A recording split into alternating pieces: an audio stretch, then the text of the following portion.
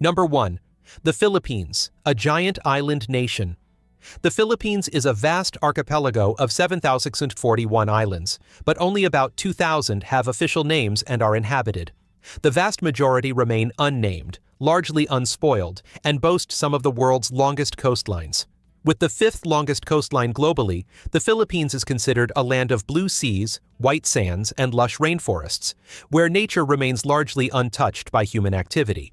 Located near the equator, the Philippines enjoys warm temperatures year-round, with a rainy season from June to November and a dry season from December to May.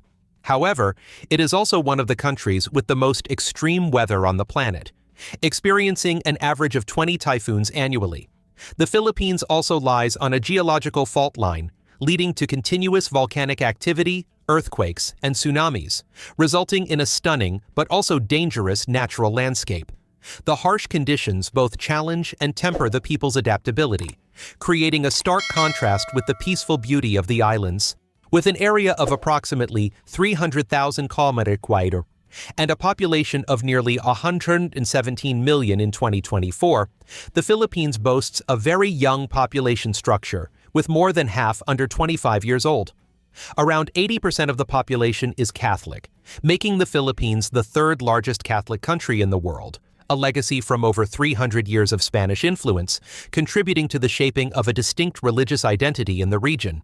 The cultural diversity of the Philippines is one of the factors that makes this country special.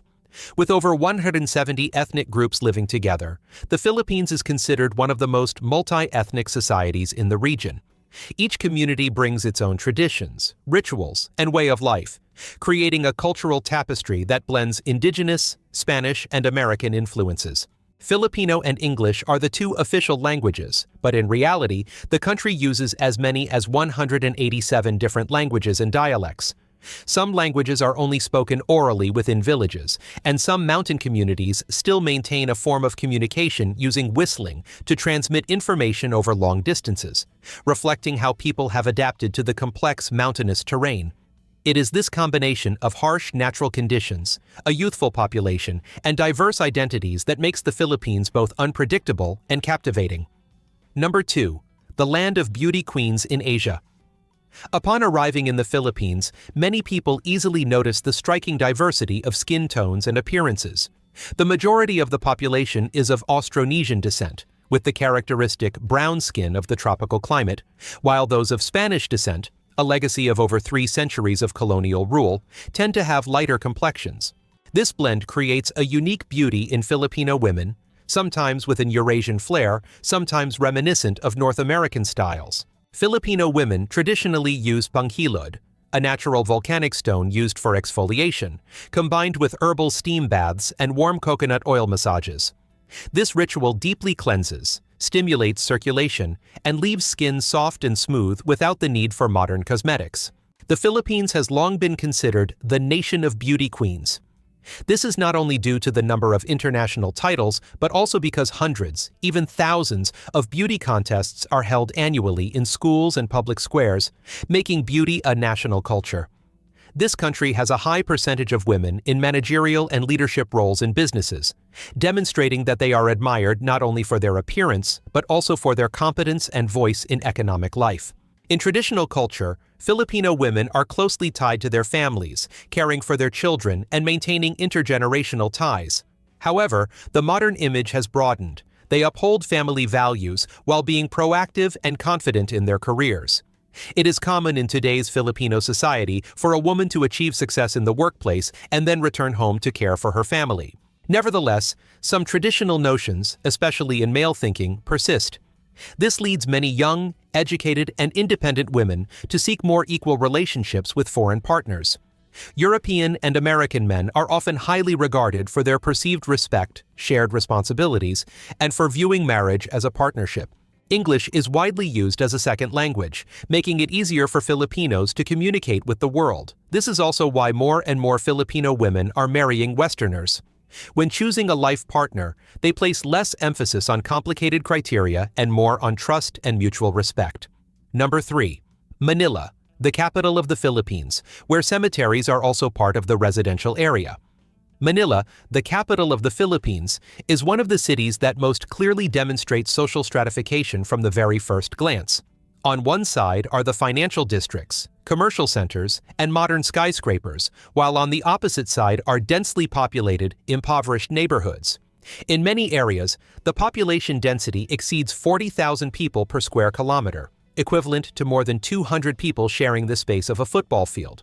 With the majority of the population living on less than $10 a day and a persistently high birth rate, housing pressure in Manila far exceeds the capacity of urban infrastructure, making housing a daily concern for millions of households. In this context, many people are forced to choose unconventional forms of living. Not a few families build shelters within cemeteries, utilizing niches between gravestones or the spaces between tombs. Over time, some large cemeteries have gradually transformed into informal residential areas. Pathways originally intended for funerals have become living spaces, children play among the graves, and adults cook, rest, and work right next to the resting places of the deceased. Many families see this as a less risky option than paying rent or living by the river, which is frequently flooded, demonstrating that this is not just poverty but an extreme adaptation for survival. In the southern Philippines, Camiguin Island offers a completely different perspective on burial culture. Here, a cemetery is submerged under the sea after a volcanic eruption in 1870, when lava and ash caused the land to sink significantly. Crosses and tombstones now rest peacefully beneath the blue water, creating a surreal yet tranquil scene. Remarkably, the local people have not rebuilt the cemetery on land. They continue to bury their loved ones underwater as a way of preserving tradition and accepting the changing natural environment. Over time, coral reefs and marine life have grown around the gravestones, transforming the resting place into part of the marine ecosystem, attracting numerous divers and tourists. These contrasting images reflect a Philippines that is both vibrant and somber. The country possesses spectacular nature and a multi-layered culture, but alongside it are stories of poverty, loss, and a struggle for survival that has lasted for generations. Manila exposes two realities that coexist simultaneously. On one side, relentless urban development. On the other, life crammed into cemeteries, where people must fight for every square meter of land to survive. This stark contrast is what creates the haunting power of the Philippines, where beauty and harshness blend in a reality that is not easily forgotten. Number 4. Makati, the wealthiest region in the Philippines. Now, we enter one of the wealthiest areas of the Philippines. Our first stop is Makati, the upscale center of the Manila metropolitan area and considered the clearest symbol of the country's modern and luxurious lifestyle. Makati always exudes a dazzling atmosphere with its streets filled with expensive cars, sun-drenched skyscrapers, and shopping malls overflowing with international brands. In the cafes nestled among the commercial district, business people meet and conduct quick business meetings, while women showcase sophisticated fashion and men opt for dapper, polished looks. All of this combines to create a picture of high-end living rarely seen in the rest of the Philippines. For those seeking a first-hand glimpse of the nation's wealthiest class, Makati is almost always the first name that comes to mind. The city displays its prosperity through its luxurious apartment complexes and bustling, large-scale shopping malls. However, behind that glamorous facade lie economic figures that not everyone can reach. The currency of the Philippines is the peso, and the common salary for workers usually ranges from 10,000 to 50,000 pesos per month, equivalent to about $200 to $900. For the majority of the population, this income level remains a difficult goal to achieve. In contrast, residents of Makati generally have significantly higher incomes. Many earn over $2,000 per month and typically spend at least $3,000 to maintain their lives there. Real estate prices, services, and the cost of living in Makati far exceed those in surrounding areas. This makes the city almost exclusively for the wealthy, where luxury is not just a choice but a requirement. Therefore, Makati represents both wealth and clearly reflects the income gap in the Philippines. On one side is the world of luxury brands, upscale cafe meetings, and streets brightly lit at night. On the other is the reality for the majority of Filipinos who have little access to the standard of living that Makati embodies. This contrast makes Makati a unique observation point, where visitors can clearly see the economic landscape of the nation. Number 5. Pagpag, a Filipino dish made from trash cans. In the Philippines, pagpag refers to discarded food scraps, often collected from garbage dumps or gathered after restaurants close. These scraps are rinsed, seasoned, and refried before being sold to the poor. Each bag of pagpag costs only about 20 pesos, less than a packet of instant noodles. For thousands living in the slums around Manila, pagpag is not a culinary choice, but the only meal they can afford each day. In many areas, pagpag is sold right next to large garbage dumps, where discarded food is readily available. The process of making pagpag carries many health risks. Collectors must quickly sort the meat, selecting only pieces that haven't clearly decomposed, avoiding those that have discolored or smelled bad. They then rinse it with cold water, season it to mask the odor, and refry it multiple times. The risk of bacterial infection, parasites, or food poisoning is ever present. Many vendors admit they are well aware of the risks, but hunger and the pressure of survival prevent them from refusing, making pagpag the only affordable survival option. Pagpag clearly exposes the wealth gap in Manila. Garbage dumps and slums are just a few blocks from upscale shopping malls and restaurants, where food is left over daily. This is compounded by the practice of double-dead meat from animals that died before slaughter but are still treated with chemicals and sold at very low prices. This type of meat poses serious health risks, yet in poor markets, the low price forces many families to take the risk. In a context of precarious incomes, food safety is often a luxury for the urban poor. The Philippine government has repeatedly tried to ban pagpag and increase food safety controls, but as long as poverty persists, pagpag remains a symbol of suffering and inequality. To tourists, this image might be shocking, but it reflects a very real reality of the Philippines, where life is sometimes sustained by what remains of a developing city. Number 6. The country with the highest rate of stray dogs in Asia. When navigating the narrow alleyways or wide avenues of Manila, Cebu, or Davao, it's hard to miss the ubiquitous sight of stray dogs. According to the Philippine Department of Agriculture, the country currently has over 23 million dogs, and nearly half of them are not owned by any family. This is one of the highest rates of stray dogs in Asia, directly reflecting the economic and social pressures the nation faces. The reasons stem from low incomes that prevent many families from providing long-term care, limited spaying and neutering services, and the habit of allowing dogs to roam freely. In many residential areas, dogs move between homes and streets, scavenging for food at roadside stalls, resting on sidewalks, in front of shops, or in cemeteries, becoming a familiar part of urban life. Unlike developed countries like the US or Japan, where dogs are strictly controlled with microchips and rigorous regulations, in the Philippines, stray dogs exist in a gentle relationship with the community. Children treat them as playmates, vendors share food with them, and some neighborhoods even consider entire dog groups a shared responsibility, forming a natural bond rather than one based on laws. In some places, people even name each dog and recognize them as familiar guardians, demonstrating a relationship formed from long-term closeness rather than legal regulations. Despite economic hardship, Filipinos rarely eat dog meat. This is considered morally wrong and incompatible with a predominantly Catholic population. Religious influence leads dogs to be seen more as companions than as a food source, contributing to their survival despite facing a risky environment.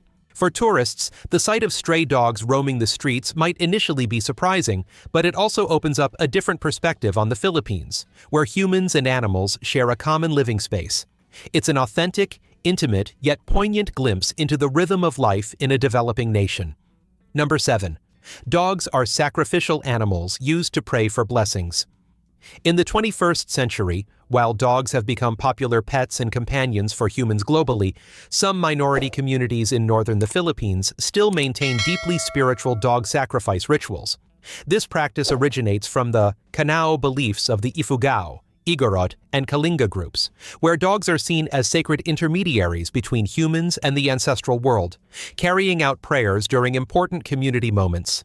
The rituals typically take place during rain-making ceremonies, healing rituals, or weddings, with the aim of offering sacrifices to bring blessings and ward off evil. Animal welfare organizations estimate that approximately 20,000 to 30,000 dogs are sacrificed each year, although this number has significantly decreased compared to the 1990s. This decline is partly due to urbanization, modern education, and the increasing influence of animal protection laws in the Philippines. For indigenous communities, dog sacrifice rituals are not seen as cruel, but as part of a belief system that has existed for hundreds of years. They do not view dogs as food in their daily lives, but rather associate them with sacred rituals. In many communities, participating in the ritual is considered a collective responsibility, demonstrating the bond between families and generations. However, for foreign tourists, especially Americans or Japanese, where killing dogs is strictly forbidden, these rituals often cause culture shock and are difficult to accept.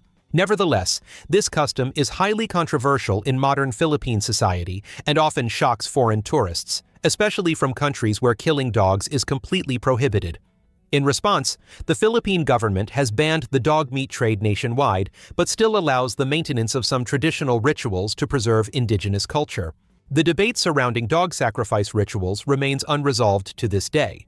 One side calls for an end to animal rights abuses, while the other desires to preserve the spiritual heritage of their ancestors. This contrast clearly reflects the Philippines as a multi-layered society, where ancient traditions and modern norms coexist. Number 8. The strange naming culture of the Philippines. One of the cultural aspects that both surprises and delights tourists visiting the Philippines is the way people name their children. It's not uncommon to encounter a bank employee named Pepsi, a jeepney driver named Boy, or a girl named Baby, Honey, or Girly. What surprises many is that these seemingly nicknames are actually real names, clearly stated on birth certificates, employment records, and even appearing in local election campaigns. For Filipinos, names aren't bound by the formal norms found in many other countries. Filipino parents often name their children based on emotion and with great freedom. They might choose names based on familiar brands, favorite foods, characters from TV shows, or simply because the name sounds friendly and easy to pronounce. Some families are even more creative, combining the father's and mother's names to create a new name for their child, such as Jamari from Jose and Maria. This demonstrates the flexibility and high degree of individuality in their naming culture. In many cases, nicknames are so commonly used that they become official names in social interactions, making birth names rarely mentioned. Even in politics, the culture of informal names is widely accepted. President Ferdinand Bongbong Marcos and former Vice President Leni Robredo both built personal images associated with familiar nicknames. These names appeared on campaign posters, in speeches, and in the media. Using nicknames helps politicians create a sense of closeness and approachability with voters, reflecting a politics that is more down to earth. For international visitors, this can be confusing at first. It's hard to believe that such playful-sounding names are used in a professional or formal setting. However, once they get used to it, many realize that this is part of the charm of Philippine society. The names used here are not only for personal identification, but also reflect an optimistic spirit, openness, and a desire to create a friendly impression from the first meeting, which has become characteristic of this country's communication culture. Number 9. The world's longest Christmas. In the Philippines, Christmas is not just a holiday, but an unusually long holiday season compared to the rest of the world. While many countries are still in the peak of summer, Philippine cities are already embracing the Christmas spirit. From the beginning of September, Christmas music fills shopping malls, cafes are decorated with colorful lights, and radio programs continuously play familiar tunes. This period, known as the Burr months, lasts from September to the end of December and is considered the longest Christmas season on the planet.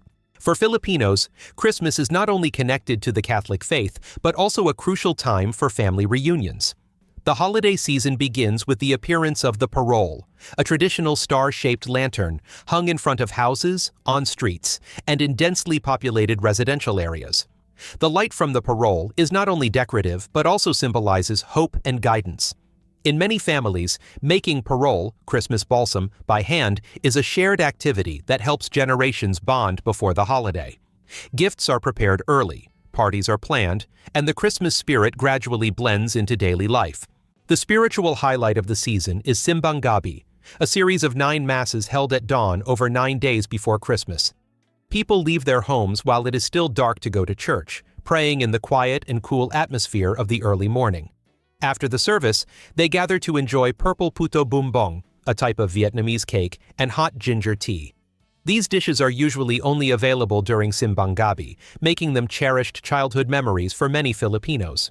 For international tourists, Experiencing Christmas in a tropical country feels very different. The sun is still blazing, the air is still hot and humid, but Christmas trees, lanterns, and Christmas music are everywhere.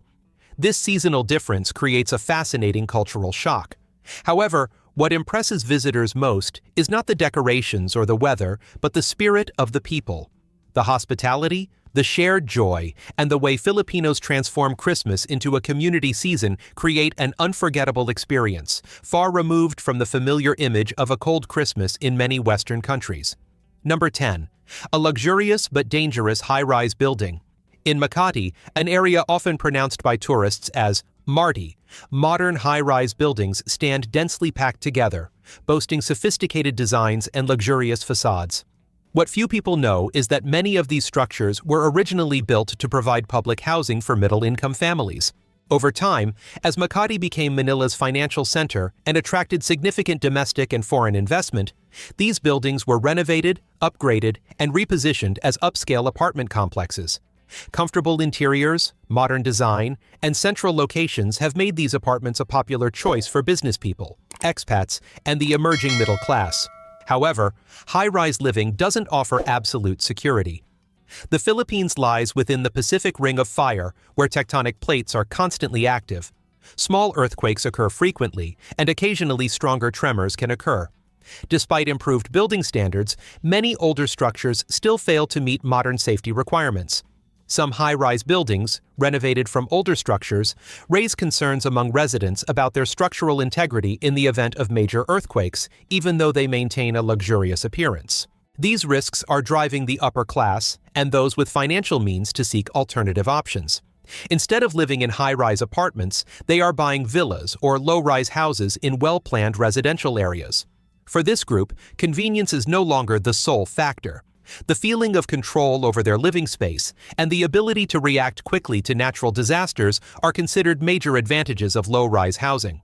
This explains why high-end villas in Makati and the surrounding areas remain scarce and maintain very high prices, despite strong urbanization trends. This trend demonstrates how Filipinos are balancing modernity and safety. Makati thus reflects two parallel realities. On one hand, the vibrant high-rise lifestyle, and on the other, the need for peace and quiet in low-rise housing, creating a unique urban landscape of the Philippines' largest economic center. Number 11. When owning a car is a symbol of wealth. In the Philippines, owning a new car is still considered a symbol of wealth for most people. Car prices in the country are often significantly higher than elsewhere, sometimes exceeding 50%. The main reason isn't the base price of the car, but rather the complex and burdensome tax system. Excise tax can range from 40 to 50% depending on the model, plus a 12% VAT. For imported cars, buyers also have to pay import duties, driving up the total cost considerably. The policy aims to reduce severe traffic congestion in major cities like Manila, but the consequence is that cars become an unattainable asset for most people. A prime example illustrates this disparity. A car that costs around $220,000 before tax can increase to over $330,000 after all taxes and fees are added. This figure is completely disproportionate to the average Filipino income, which is only about $300 to $500 per month. Even saving their entire income for years, buying a new car is still nearly impossible for most households, except for business people, foreigners, or very high-income groups. This income disparity creates a very distinctive transportation landscape in the Philippines. On the same route, gleaming supercars can run side by side with old jeepneys, a form of public transportation that has existed for decades. Jeepneys are extended versions of Japanese military jeeps from World War II, which Filipinos have improved into the cheapest form of public transportation, around $1 for most rides. Because new cars are so expensive, the used car market is extremely vibrant. Many people choose to buy used cars or locally assembled models to reduce import taxes. However, even with a used car, the cost remains a significant burden. Fuel prices, maintenance, road tolls, and repair costs in heavy traffic make car ownership a long-term financial commitment, forcing many families to think very carefully. In this context, the desire to own a car, while common, is not easily realized. With high taxes and fees and limited income, cars in the Philippines are not just a means of transportation, but also a clear indicator of the economic gap between social classes. Number 12. Philippines, land of the unbelievable. Have you ever imagined swimming alongside one of the largest fish on the planet? In Oslab, that becomes a reality when visitors can dive with whale sharks, giant yet gentle creatures that feed on plankton and swim slowly. Many are over 10 meters long, yet appear indifferent and calm in the presence of humans, creating an experience that is both awe-inspiring and memorable from the very first moment. The chocolate hills in Bohol impress with their almost surreal landscape. Over 1,268 conical hills stretch to the horizon, and in the dry season, the grass turns brown, transforming the entire area into giant chocolate blocks, a rare and mysterious geological phenomenon. To this day, scientists still debate how these hills formed, making the Chocolate Hills one of the most intriguing geological phenomena in the Philippines. The Puerto Princesa underground river offers a contrasting beauty. The river, approximately 8 kilometers long, flows through a massive system of limestone caves. As the boat ventures deeper into the darkness, only the sounds of bats, water, and colossal stalactites create the feeling of drifting through an ancient palace buried underground. This is one of the few underground rivers in the world that flows directly into the sea, a reason why it has been recognized as a UNESCO World Heritage Site. Banawe rice terraces showcase the harmonious blend of human ingenuity and nature. Built by the Ifugao people over 2,000 years ago, these terraced rice paddies winding along the mountainside are often considered the eighth wonder of the world, with a handcrafted watering system leading from the mountaintop down to each terrace. If all the terraces were connected, their total length could encircle half the earth, demonstrating the extraordinary scale and effort of the ancient inhabitants. And vegan takes visitors back in time. Cobblestone streets, old Spanish-style houses, and the sound of horse hooves create the feeling of a miniature European town in Southeast Asia. Vegan is one of the few colonial cities preserved almost intact, clearly reflecting the period of cultural exchange in Philippine history. All of this shows that the Philippines is a multi-layered land of discovery, where each place possesses its own unique beauty and an unforgettable story. Number 13. 3 beaches considered the jewels of the Philippines. The Philippines has long been globally renowned for its almost perfect beaches, where turquoise waters blend with fine white sand to create a picturesque scene. Every year, millions of tourists flock here to enjoy the relaxing feeling that the sea offers. Among thousands of beaches, large and small, 3 destinations are often considered gems, representing the most quintessential beauty of the country's coastal and island landscapes. White Beach on Boracay Island is the most famous, often described as a dream beach destination. The long stretch of fine white sand beside crystal-clear water creates a dazzling atmosphere. Along the coastline are luxury resorts, seafood restaurants, and vibrant bars that come alive at night. White Beach is also famous for water sports such as windsurfing, paddleboarding, and beach parties that last until late, making it particularly suitable for tourists who enjoy a lively and modern atmosphere. In stark contrast to the hustle and bustle, Nakpan Beach offers a sense of peace and tranquility. The beach, approximately 4 kilometers long, is surrounded by lush green coconut trees and calm turquoise waters. Many visitors consider the sunsets here to be among the most beautiful they've ever seen. Its unspoiled and tranquil atmosphere makes Nakpan feel like a secluded haven, far removed from the noise of city life. Meanwhile, Hidden Beach in El Nido offers a sense of mysterious discovery. Enclosed by towering limestone cliffs, it's only accessible by swimming or kayaking through narrow crevices. Many visitors describe the feeling of entering Hidden Beach as discovering a secret chamber of the ocean, where nature remains almost untouched. The crystal-clear water, clean sand, and nearly pristine landscape evoke images of cinematic adventures. These 3 beaches showcase 3 distinct facets of the Philippines: vibrant, peaceful, and mysterious, creating an unforgettable allure for visitors. Number 14. When Filipino cuisine stimulates the senses. Filipino cuisine is distinguished by its clear blend of sour, sweet, salty, and fatty flavors, creating a strong and recognizable taste. Each dish reflects the lifestyle, natural conditions, and cultural exchange history of the country. Among the many traditional dishes, the following 4 are considered the clearest representatives of the spirit of Filipino cuisine. Tocino is a familiar fried pork dish in Filipino households, often served for breakfast. Thinly sliced pork is marinated with sugar, salt, garlic, and spices, then fried until a beautiful glossy reddish brown. The rich sweetness of tocino is usually balanced with fried eggs and white rice, creating a simple yet energizing meal. One of the places famous for this dish is Mila's Tokwat Baboy, a popular destination for both locals and tourists. Sinigang offers a completely different experience with its predominantly mild sourness. This soup uses tamarind, lime, or local fruits to create a natural sour taste. Sinigang can be cooked with pork, beef, or fish, combined with vegetables such as okra, tomatoes, and kale. On rainy days or when the family gathers, sinigang is often considered a dish that balances the palate and creates a pleasant feeling, making it a familiar choice for family meals. Sisig represents the vibrant spirit of street food. Served on a hot cast iron plate, the dish features minced pork mixed with onions, eggs, and vegetables, creating a characteristic sizzling sound. Sisig can be eaten with rice or bread.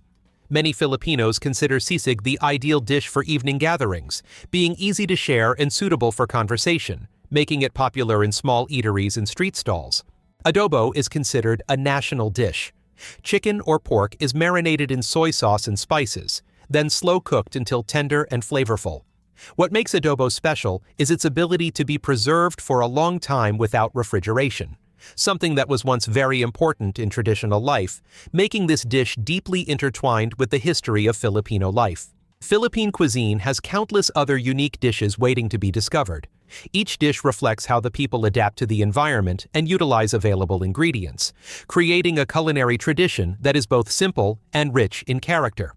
If you want to know more names of dishes or addresses of famous restaurants, please leave a comment with the number 3. Number 15. Cost of living in the Philippines. The Philippines is considered one of the most flexible countries in Southeast Asia in terms of cost of living, suitable for a wide range of people from long-term tourists and retirees to remote freelancers. The cost of living here allows you to easily adjust your budget, from maximizing savings to living comfortably without creating excessive financial pressure. This flexibility stems from the fact that housing, food, and service costs are not fixed to a rigid standard. For housing, a one-bedroom apartment in affordable residential areas typically costs between $180 and $300 per month, meeting basic living needs. If you choose to live in central Manila or Cebu, rent increases to around $400 to $550, but in return you get a more convenient location and more amenities.